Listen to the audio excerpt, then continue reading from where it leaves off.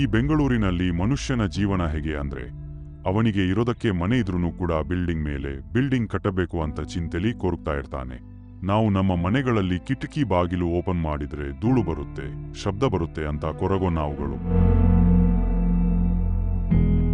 ಆದರೆ ಈ ಜನಗಳು ಮಧ್ಯರಾತ್ರಿಲಿ ಆ ಶಬ್ದದಲ್ಲಿ, ಆದೊಳಲ್ಲಿ ಮನೆ ಇಲ್ದೇನೆ ಮಲ್ಕೊಂಡಿದಾರಲ್ಲ, ಇವರೇ ಹೋಮ್ಲೆಸ್ ಅಂಡ್ ಶೆಲ್ಟರ್ಲೆಸ್ ಜನಗಳು.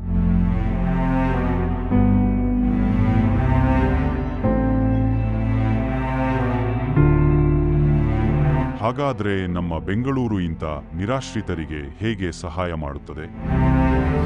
ಬೆಂಗಳೂರಿನಲ್ಲಿ ವಸತಿ ರಹಿತರ ಸಮಸ್ಯೆಯನ್ನು ಪರಿಹರಿಸುವ ನಿಟ್ಟಿನಲ್ಲಿ ತೆಗೆದುಕೊಂಡ ದೊಡ್ಡ ಹೆಜ್ಜೆ ಎಂದರೆ ನಗರದಲ್ಲಿ 48 ರಾತ್ರಿ ಆಶ್ರಯಗಳನ್ನು ಸ್ಥಾಪಿಸುವುದು.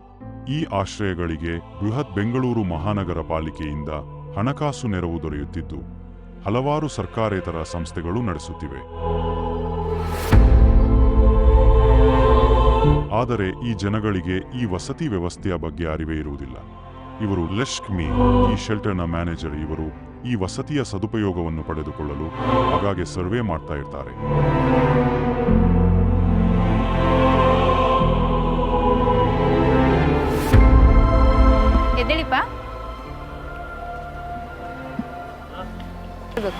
ಸೊ ಇವಾಗ ಒಂದು ವಾರದಲ್ಲಿ ಇವಾಗ ಅವ್ರು ಇಲ್ಲೇ ಇರ್ತಾರೆ, ಎಲ್ಲೂ ಹೋಗಲ್ಲ. ಅವಶ್ಯಕತೆ ಇರೋ ಮನುಷ್ಯ ಆವಾಗಲೇ ನಮ್ಮ ಜೊತೆ ಬರ್ತಾನೆ. ಇಲ್ಲದೆ ಇರೋರು ನಾಳೆ ಬರ್ತೀನಿ ಮೇಡಮ್ ನೀವು ಅಡ್ರೆಸ್ ಹೇಳಿದಿರಲ್ವಾ, ಸೊ ಇಲ್ಲ ಅಂತ ಹೇಳ್ತಾರೆ. ಒಂದಿಷ್ಟು ಜನ ನಮ್ಗೆ ಮಾತಾಡೋಕ್ಕೂ ರೆಡಿ ಇರಲ್ಲ. ತಿಂಗಳಲ್ಲಿ ನಾವು ಅವ್ರಿಗೆ ಒಂದು 60 ಜನನ ನಾವು ನೋಡಿದ್ದೀವಿ ಅಂತಂದರೆ ಅದರಲ್ಲಿ ಒಂದು 30 ಜನ ನಮಗೆ ಅವ್ರದ್ದು ಡೀಟೇಲ್ಸ್ ಕೊಟ್ಟಿರ್ತಾರೆ. ಅದರಲ್ಲಿ ಯಾರೋ ಒಂದು 10 ಜನ ಬರೋಕ್ಕೆ ಒಪ್ಕೊಂಡಿರ್ತಾರೆ ಮೇಡಮ್. ಇಲ್ಲಿ ಫಸ್ಟ್ ಬರುವಾಗ ಸ್ವಲ್ಪ ಭಯ ಇತ್ತು, ಏನೋ ಎಂದದಂತ ನಂಗೆ ಗೊತ್ತಿರಲಿಲ್ಲ. ಅದ್ರ ಮೇಲೆ ಸ್ವಲ್ಪ ಮುಂದೆ ನೋಡಿದ್ರೆ ಊಟ ವ್ಯವಸ್ಥೆ ಆಯಿತು, ಮತ್ತು ಸ್ನಾನಕ್ಕೂ, ಮತ್ತು ಟಿ ವಿ ಎಲ್ಲ ನಾವು ನೋಡ್ಕೊಳ್ಳಲ್ಲ.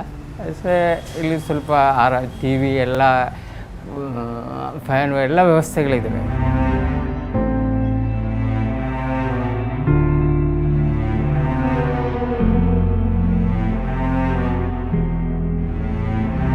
ಆದರೆ ನಗರಗಳಲ್ಲಿನ ಈ ಒಟ್ಟು ನಿರಾಶ್ರಿತರಲ್ಲಿ 100ಕ್ಕೆ 40ರಷ್ಟು ಜನರಿಗೆ ಮಾತ್ರ ಈ ಸೌಲಭ್ಯಗಳು ಲಭ್ಯವಿದೆ.